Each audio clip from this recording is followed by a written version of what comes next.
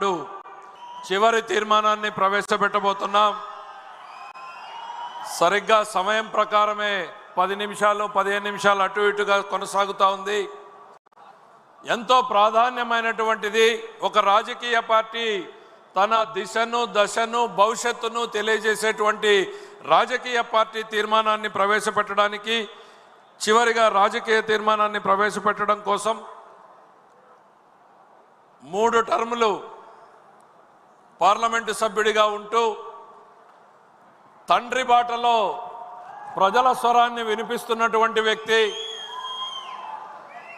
పార్లమెంటులో తెలుగులోను హిందీలోను అనర్గళంగా తన మనవాదనల్ని వినిపిస్తున్నటువంటి మిత్రుడు, మన సహచరుడు శ్రీ కింజరాపు రామ్మోహన్ నాయుడు గారిని రావాల్సిందిగా కోరుతున్నాను.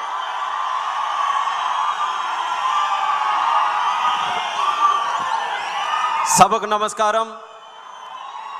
స్వర్ణాంధ్రప్రదేశ్ నిర్మాత, నిత్య శ్రామికుడు, నిరంతర స్ఫూర్తి ప్రదాత గౌరవనీయులు చంద్రబాబు నాయుడు గారికి, యువగల రథ సారథి, కార్యకర్తల గుండె చప్పుడుగా కొండంత అండగా ఉన్నటువంటి యువ నాయకుడు సోదరులు లోకేష్ అన్న గారికి, వేదికను అలంకరించినటువంటి తెలుగుదేశం పార్టీ అతర మహారథులు, కుటుంబ సభ్యులు, అలాగే కడపలో మొట్టమొదటిసారిగా జరుగుతున్నటువంటి ఈ యొక్క మహానాడు చరిత్రలో ఎల్లప్పుడూ నిలిచిపోయే విధంగా విజయవంతం చేసినటువంటి మా కార్యకర్త సోదర సోదరీమణులు అందరికీ కూడా మహానాడు వేదిక ద్వారా నా హృదయపూర్వకమైనటువంటి నమస్కారాలు మీ అందరికీ కూడా తెలియజేసుకుంటున్నాను.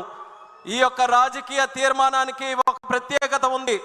ఆఖరి తీర్మానంగా ప్రతి మహానాడులో ప్రవేశపెడతాం.